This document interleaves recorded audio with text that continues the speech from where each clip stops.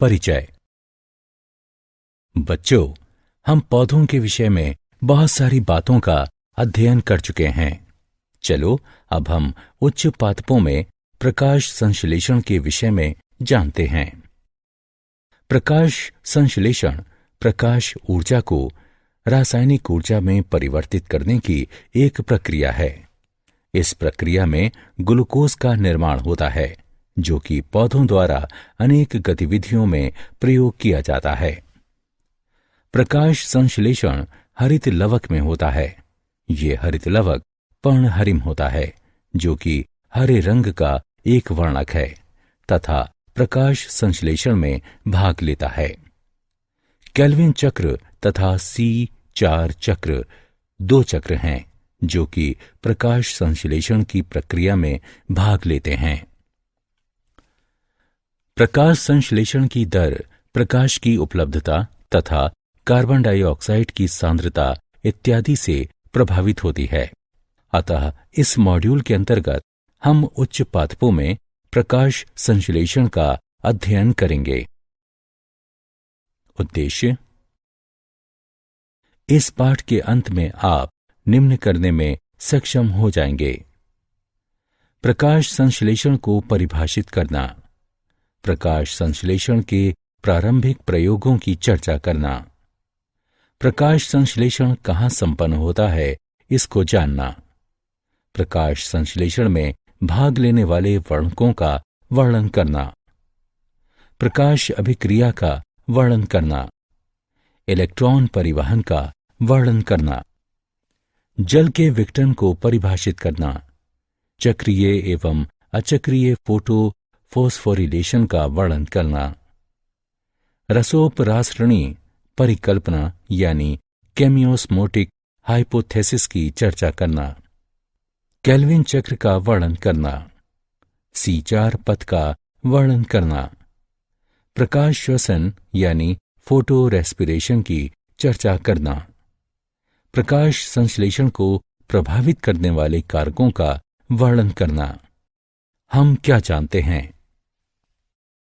प्रकाश संश्लेषण को इस प्रकार से परिभाषित किया जा सकता है कि ये कार्बन डाइऑक्साइड तथा जल, जो कि क्रमशः वायु तथा मृदा से लिए जाते हैं, एवं प्रकाश की उपस्थिति में पौधों के हरे भागों द्वारा कार्बोहाइड्रेट्स के संश्लेषण की एक विधि है।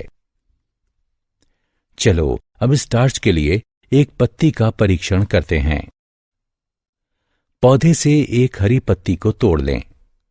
अब चिमटी की सहायता से पत्ती को उबलते जल में डालें। उसे 2 मिनट तक उबलने दें। इसके बाद उबली हुई पत्ती को गर्म परीक्षण नलिका, जिसमें 90% एथेनॉल हो, इसमें डाल दें। अब गर्म परीक्षण नलिका को गर्म जल में तब तक पड़े रहने दें जब तक कि पत्ती रंगहीन नहीं हो जाती है। अब पत्ती को निकालकर ठंडे जल से धो लें। अब पत्ती को एक सफेद सतह पर फैला लें। पत्ती पर आयोडीन के विलयन की कुछ बूंदें डालें। ऐसा करने पर पत्ती गहरे नीले रंग में परिवर्तित हो जाएगी, जो स्टार्च की उपस्थिति को दर्शाती है तथा यह सिद्ध करती है कि इनमें प्रकाश संश्लेषण पाया जाता है। प्रारंभिक प्रयोग। प्रीस्ले प्रयोग। सबसे पहले उन्होंने एक जलती हुई मोमबत्ती को बंद बेल जार में रखा तथा देखा कि वो मोमबत्ती जल्दी ही बुझ गई। इसके बाद उन्होंने एक चूहे को बेल जार में रखा तथा देखा कि चूहे का भी जल्दी ही दम घुटने लगा। इन अवलोकनों के आधार पर उन्होंने ये निष्कर्ष निकाला कि चाहे जलती मोमबत्ती हो अथवा कोई प्राणी जो वायु में सांस लेते हैं, वे हवा को क्षति पहुंचाते हैं। जब उसने उसी बेल जार में एक पुदीने का पौधा रखा तो उसने पाया कि चूहा जीवित रहा और मोमबत्ती भी सतत जलती रही। इन अवलोकनों के आधार पर उन्होंने ये निष्कर्ष निकाला कि पौधा वायु को पुनः स्थापित करता है, जिसकी मोमबत्ती तथा चूहे द्वारा क्षति की गई थी। जॉन इंजनहाउस ने यह प्रमाणित किया कि प्रकाश संश्लेषण के लिए सूर्य का प्रकाश आवश्यक होता है। इंजेन हाउस ने अपने एक परिष्कृत प्रयोग में एक जलीय पौधे के साथ यह दिखाया कि तेज धूप में पौधे के हरे भाग के आसपास छोटे छोटे बुलबुले बन गए थे, जबकि अंधेरे में रखे गए पौधे के आसपास बुलबुले नहीं बने थे। इन बुलबुलों की पहचान ऑक्सीजन के रूप में की गई। जूलियस वोन सेचस प्रयोग। उसने बताया कि पौधे के हरे भाग में ग्लूकोज बनता है और ग्लूकोज प्रायः स्टार्च के रूप में संचित होता है। TW एंजिलमैन प्रयोग। उसने प्रिज्म की सहायता से प्रकाश को स्पेक्ट्रमी घटकों में अलग किया और फिर एक हरे शैवाल क्लेडोफोरा को प्रदीप्त किया गया। बैक्टीरिया प्रमुखतः लाल और नीले प्रकाश क्षेत्रों में एकत्र हो गए थे। कॉर्नेलियस वैन नील ने बताया कि प्रकाश संश्लेषण एक प्रकाश आधारित प्रतिक्रिया है। प्रकाश संश्लेषण एक रासायनिक प्रतिक्रिया है। प्रकाश संश्लेषण कहाँ संपन्न होता है? प्रकाश संश्लेषण हरित लवक में होता है, जो कि पौधों के सभी हरे भागों तथा पत्तियों, जो कि प्रकाश संश्लेषण का मुख्य स्थान है, उनमें उपस्थित होता है। प्रत्येक हरित लवक आवरण से घिरा होता है, जो कि 3 परतों से युक्त होता है। वे इस प्रकार हैं: बाह्य झिल्ली, आंतरिक झिल्ली स्थान और आंतरिक झिल्ली। इसमें पीठिका यानी स्ट्रोमा, थाइलेकॉइड्स, ग्रेनम, पटलिका, लिपिड, ग्लोब्यूल्स, स्टार्च की कणिकाएं और राइबोसोम पाए जाते हैं। प्रकाश संश्लेषण की 2 अवस्थाएं होती हैं: प्रकाश अभिक्रिया और अप्रकाशी अभिक्रिया। हरित लवक प्रकाश संश्लेषण की दोनों अवस्थाओं में सम्मिलित होता है। प्रकाश अभिक्रिया में झिल्ली तंत्र प्रकाश ऊर्जा को ग्रहण करता है तथा ATP एवं NADPH का संश्लेषण करता है। अप्रकाशीय अभिक्रिया में शर्करा का संश्लेषण होता है। ये अभिक्रिया प्रकाश पर प्रत्यक्ष रूप से निर्भर नहीं होती, लेकिन प्रकाश अभिक्रिया के परिणाम पर निर्भर होती है। प्रकाश संश्लेषण में कितने वर्णक भाग लेते हैं? हरित लवक वर्णक हरित लवक का कुल 5 से 8% शुष्क भार बनाते हैं। पत्तियों में हम जो हरा रंग देखते हैं वो 4 वर्णकों के कारण होता है। वे हैं chlorophyll A, chlorophyll B, xanthophyll और कार्टिनोइड। क्लोरोफिल A पादप जगत में पाया जाने वाला एक प्रकाश संश्लेषक वर्णक है। ये नीले हरे रंग का होता है तथा ये चक्रीय एवं अचक्रीय फोटोफॉस्फोरिलेशन के दौरान इलेक्ट्रॉनों के उत्सर्जन के लिए उत्तरदायी होने के कारण प्राथमिक संश्लेषक वर्णक कहलाता है। क्लोरोफिल B पीले हरे रंग का होता है।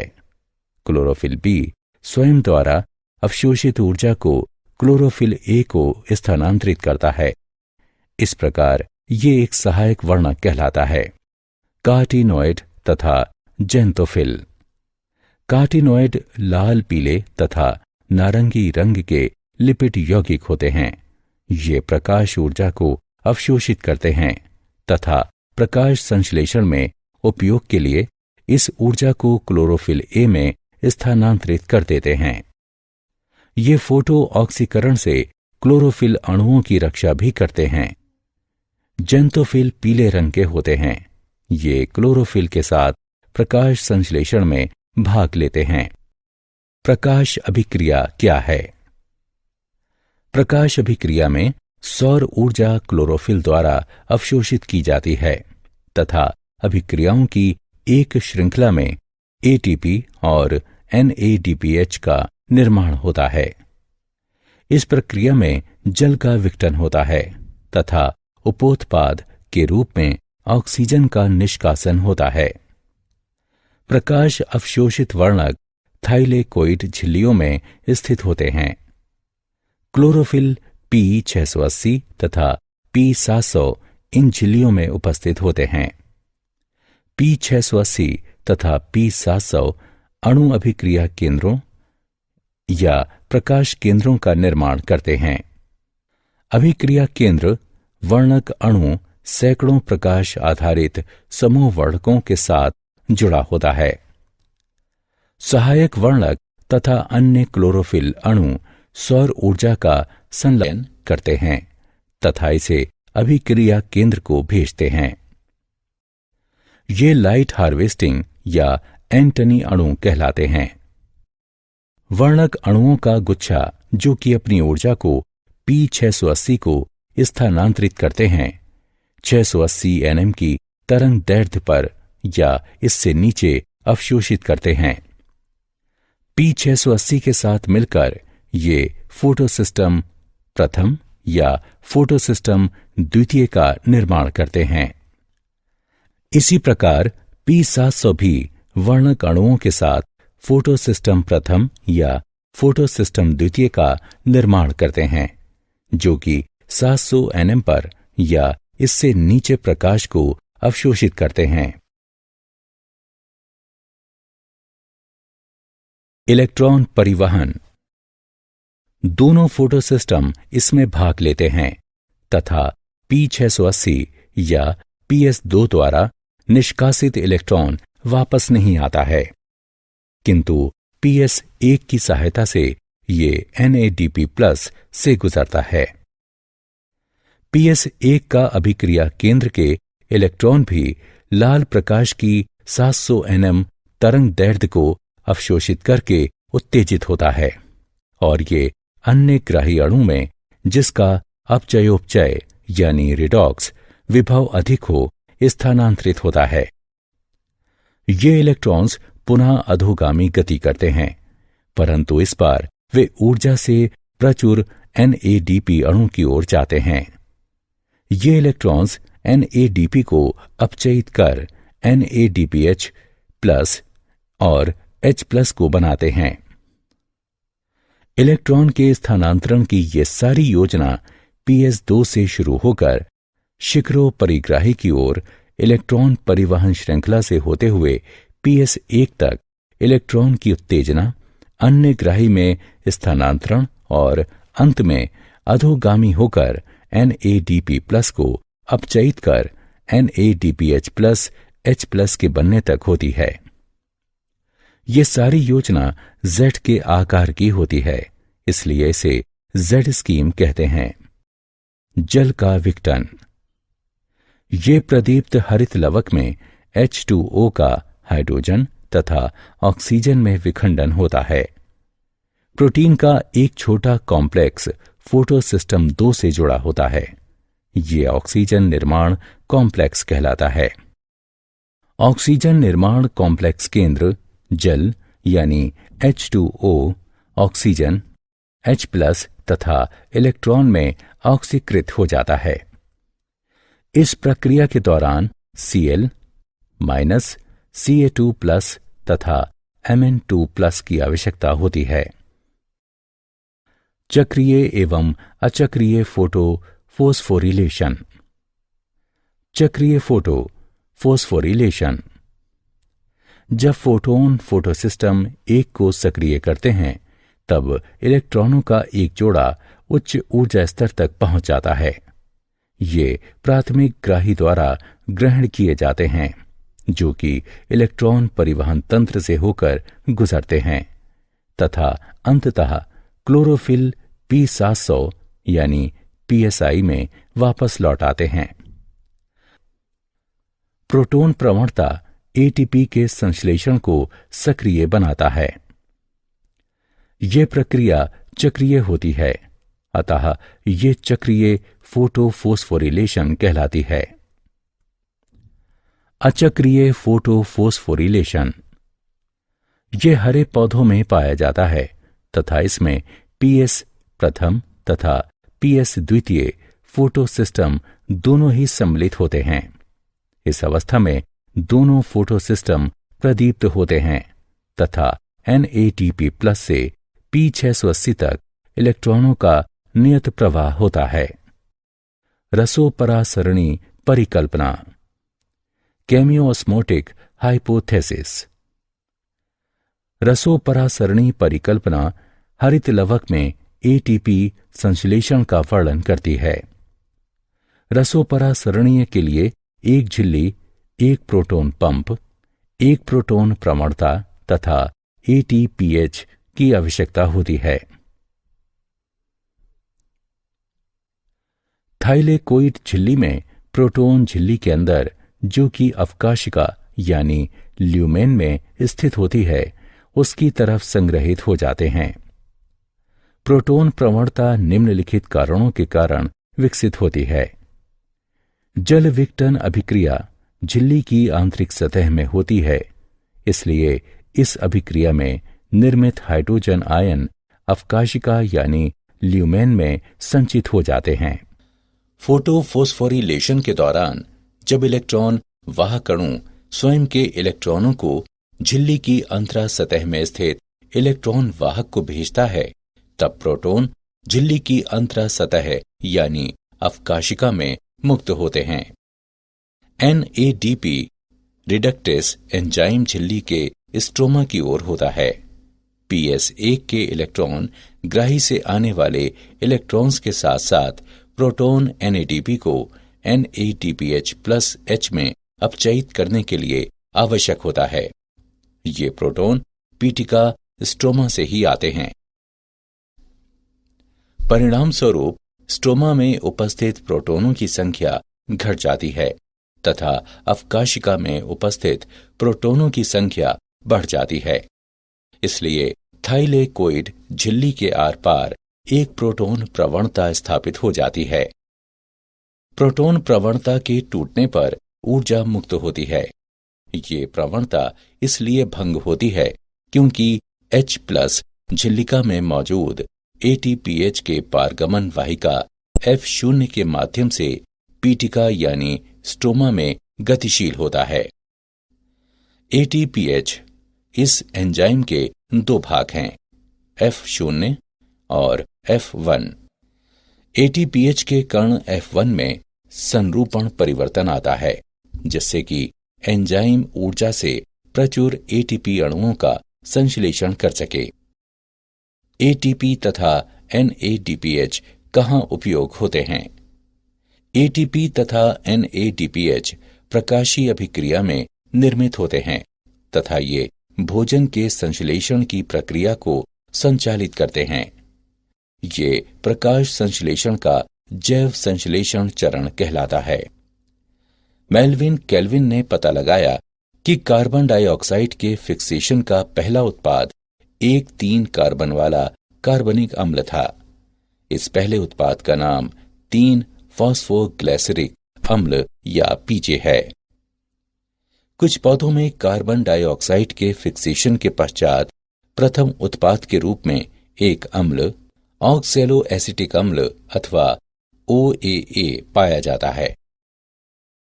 CO2 के प्राथमिक ग्राही अणु एक 5 कार्बन वाला कीटो शुगर यानी शर्करा था। ये रिब्यूलोज 1 से 5 बाइफॉस्फेट यानी RUBP था। केल्विन चक्र में 3 अवस्थाएं होती हैं, जो कि निम्न प्रकार हैं: कार्बोक्सिलीकरण, रिडक्शन यानी अपचयन, रीजनरेशन यानी पुनरुद्भवन। कार्बोक्सिलीकरण में कार्बन डाइऑक्साइड यानी CO2 5 कार्बन अणु, जिसे RUBP कहते हैं, इनके साथ संयोजित होता है तथा परिणाम स्वरूप 6 कार्बन वाला अणु बनता है, जो कि अस्थिर होता है तथा तुरंत ही 3 कार्बन अणु 3 फॉस्फोग्लिसरेट में परिवर्तित हो जाता है। रिडक्शन यानी अपचयन प्रतिक्रियाओं की एक श्रृंखला है जिसमें ग्लूकोज बनता है। इस चरण में प्रत्येक CO2 अणु के स्थिरण हेतु ATP के दो अणुओं का उपयोग फॉस्फोरिलेशन के लिए तथा NADPH के दो अणुओं का उपयोग अपचयन हेतु होता है। पथ से ग्लूकोज के एक अणु को बनाने के लिए CO2 के 6 अणुओं के यौगिकीकरण तथा चक्करों की आवश्यकता होती है।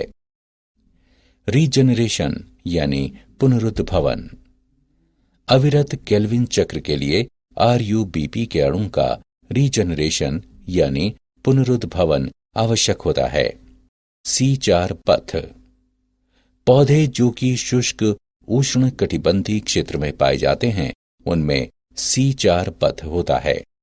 C4 पौधे C3 पौधों की तुलना में दिन का ताप, तेज धूप, सूखा तथा नाइट्रोजन की कमी आदि स्थितियों में बेहतर अनुकूलित होते हैं। C4 पौधों की विशेष प्रकार की शारीरिकी होती है जिसे क्रेंजी शारीरिकी कहते हैं। C4 पौधों के संवहन बंडल यानी पूलाच्छद यानी बंडल शीत कोशिकाओं द्वारा चारों ओर से घिरे होते हैं। मक्का, गन्ना, अमृत, ज्वार आदि C4 पौधों के उदाहरण हैं। मूल्यांकन। आगे बढ़ने से पहले आइए जानें कि आपने कितना सीखा। सही विकल्प को उठाकर उसके संगत स्थान पर रखें। C4 पथ की क्रियाविधि।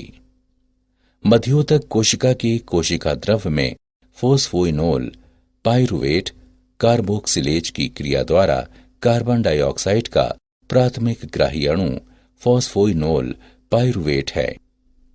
ये 4 कार्बन वाला यौगिक ऑक्सेलो एसीटेट का निर्माण करता है तथा ये एक अन्य 4 कार्बन वाले यौगिक जिसे मैलेट कहते हैं उसमें परिवर्तित हो जाता है तथा NADPH का निर्माण करता है।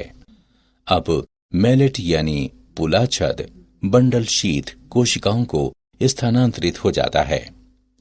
4 कार्बन वाला मैलेट विकार्बनीकृत होकर कार्बन डाइऑक्साइड, एक 3 कार्बन वाला यौगिक पाइरुवेट तथा NADPH का निर्माण करता है।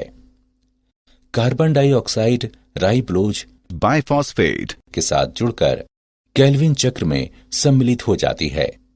उत्पन्न हुई पाइरुवेट मध्योतक कोशिकाओं में पुनः प्रवेश करता है जहां पर ये ATP से प्रतिक्रिया करता है तथा फॉस्फोइनोल पाइरुवेट में बदलकर पुनः C4 चक्र को प्रारंभ करता है।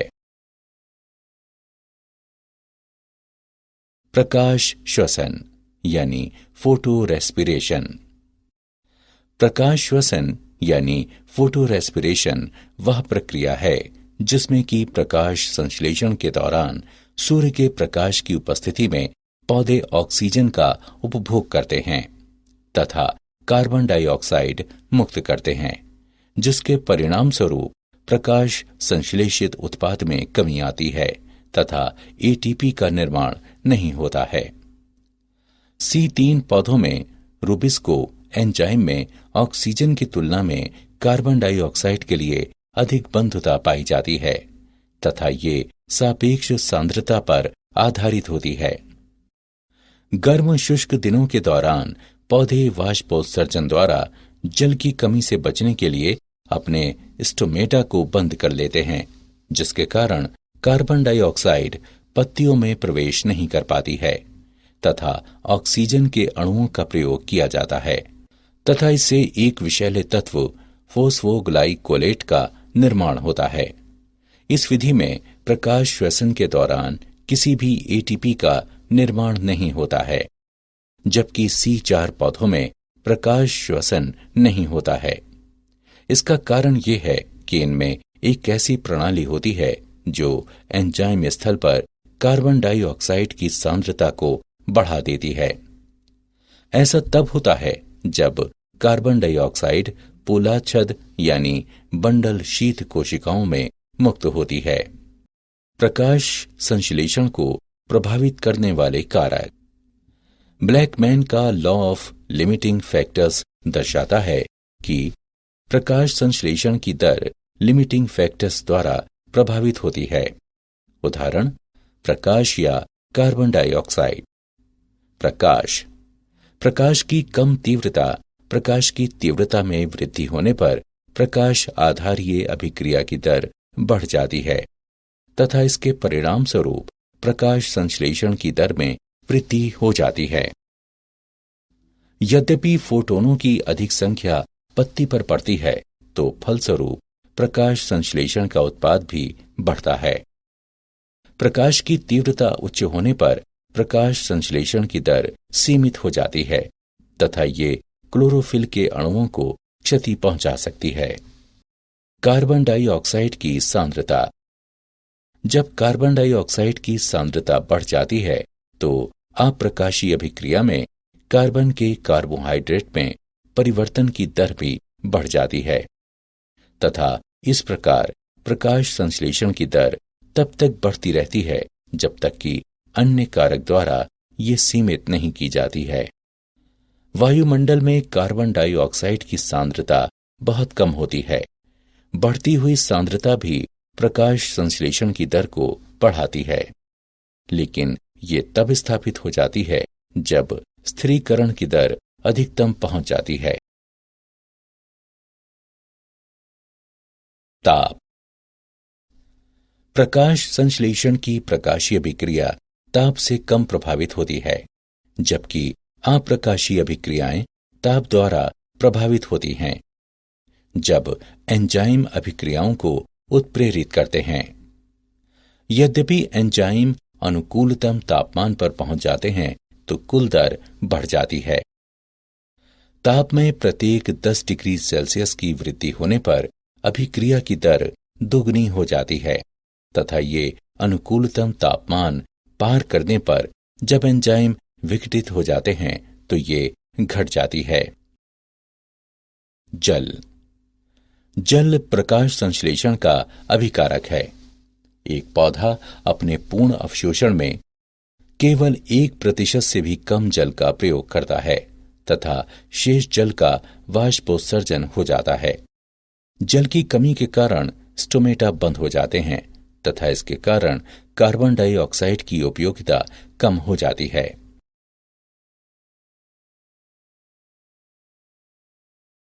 क्या आप जानते हैं, फफूंदनाशी प्रकाश संश्लेषण को बढ़ाता है, जिससे संभावित उपज भी बढ़ जाती है। शोध से ये पता लगा है कि फफूंदनाशी में F500 पाया जाता है, जो कि पौधों को वातावरण के आघातों के विरुद्ध सहायक बनाता है। जेनिफर हॉलैंड पीएचडी ने कहा है कि प्रकाश संश्लेषण पौधों में ऊर्जा उत्पत्ति का एक चालक इंजन है। सारांश। आइए हमने जो कुछ सीखा है उसे संक्षेप में दोहराएं। प्रकाश संश्लेषण कार्बन डाइऑक्साइड तथा जल, जो कि क्रमशः वायु तथा मृदा से लिए जाते हैं, एवं प्रकाश की उपस्थिति में पौधों के हरे भागों द्वारा कार्बोहाइड्रेट्स के संश्लेषण की एक विधि है। प्रकाश संश्लेषण हरित लवक में पाया जाता है, जो कि पौधों के सभी हरे भागों में उपस्थित होता है। पत्ती में हम जो रंग देखते हैं वो chlorophyll A, chlorophyll B, xanthophyll तथा कार्टिनॉइड के कारण होता है। प्रकाश अभिक्रिया में सौर ऊर्जा क्लोरोफिल द्वारा अवशोषित की जाती है तथा अभिक्रियाओं की एक श्रृंखला में एटीपी और NADPH का निर्माण होता है। इस प्रक्रिया में जल का विघटन होता है तथा उपोत्पाद के रूप में ऑक्सीजन का निष्कासन होता है।